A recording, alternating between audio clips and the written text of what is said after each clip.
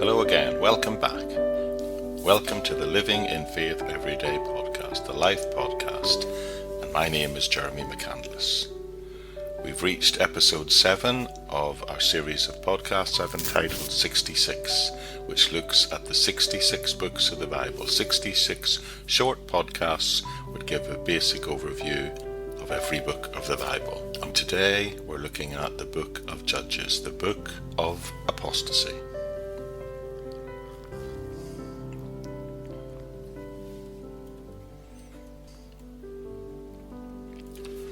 The book of Judges is in many ways one of the saddest books in the Bible.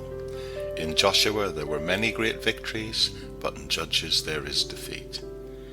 In the former book we saw great progress, but in Judges there appears to just be consistent decline. In the previous book there was faith. In this book, however, there is unbelief. In one there was freedom, in the other there is bondage. Numbers, of course, was a sad book as it documented 40 years of wilderness wandering because of unbelief. However, in Judges, it's not just sad and a solemn tone that is being set for it. It is desperately sad because the failures described here are seen to have consequences that span not one generation, but 8 generations, 8 times 40 years. The title of the book is the name of the leaders, the judges who were in charge during this period, when the nation of Israel was a loose coalition of civil and military leaders.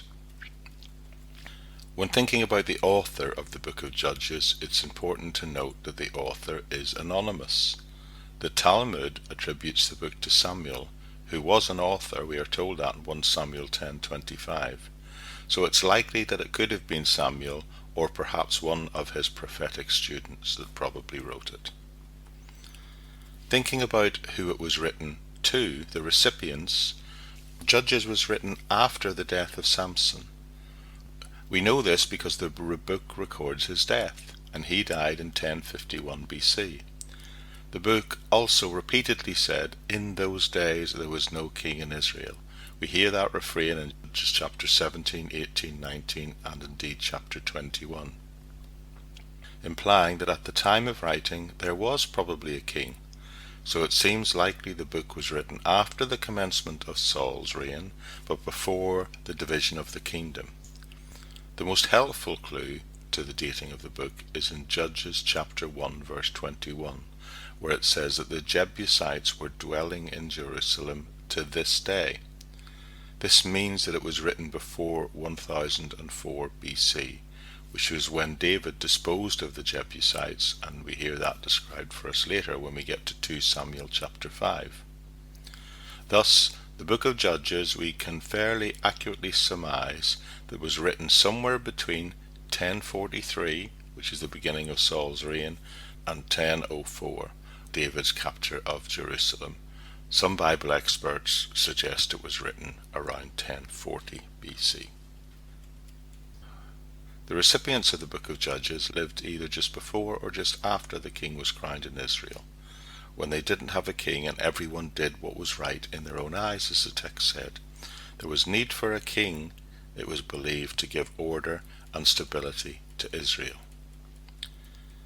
When thinking about the message of the book of Judges, the book of Judges deals with the events of Israel during the 200 years that followed Joshua's conquest of Canaan. Israel under Joshua had won a great victory. People had not been fully obedient to God's command to destroy all the Canaanites. As a result, those Canaanites who were left in the land became a source of trouble to Israel, both religiously and politically. During this period, Israel developed a pattern that is repeated many times in the book of Judges. Time and time again, Israel turns away from God, copies the religious practice of the Canaanites, and become politically weak, and finally fall under the power of the neighboring tribes or nations. But God is seen on repeated occasion to use these enemies to punish his disobedient people. But also at the same time he remains, although long-suffering, he remains merciful. In each case he gives them in his time a deliverer, someone among them, their own people, to rise up and overthrow the enemy and lead Israel back to himself. These deliverers are where we get the term judges, because they were people who were called to carry out God's judgment in defeating the enemy and delivering his people. Sometimes the judges, in a less warlike manner, carried out judgment by guiding the everyday affairs of the people according to the laws, and other times they engaged in war and battle. The message of the book is apostasy. The passage that explains the book most clearly is that in Judges 2, verses 11 to 19. The message of Judges overall is that departure from the Lord, in this case sin, and the following of false Canaanite religion leads to degradation, degeneration, and eventually servitude. However, it also says, on the other hand, submission to God will again lead to deliverance and salvation. Thinking about the structure of the book, we can note that the book is not in strict chronological order. Chapters 17 to 21 precede the events of chapter 3 to 16 in time. The literary structure that the whole book revolves around is the repeating of the phrase, "The children of Israel did evil in the sight of the Lord." We see that again and again in Judges 3, 4, 6, 10, 13. The book then reveals a climax in chapters 17 to 21, with the last verses being a fitting summary of what has occurred. So overall, the book of Judges fits into two main halves with an appendix. In the first part, the introduction, Israel is seen to depart from the Lord. That's chapters 1 to chapter 3, and that's seen both politically and spiritually. Then, from Judges 3 to Judges 16, it deals with the departure and defeat and how they are delivered by judges. There are in fact 6 apostasies noted one after the other in these 13 chapters. And then finally, in a sort of long appendix at the end, it talks about the departure, the depravity, and the desire by a king among the people. And we hear about the idolatry of Dan and the crime of Benjamin. If we think about the purpose of the book, the purpose of this book is to show overall that the departure from the Lord always leads to defeat and degeneration. This disaffection that the people found themselves in led the people to doing what was right in their own eyes and not what was right in the eyes of the Lord, and their need for a king.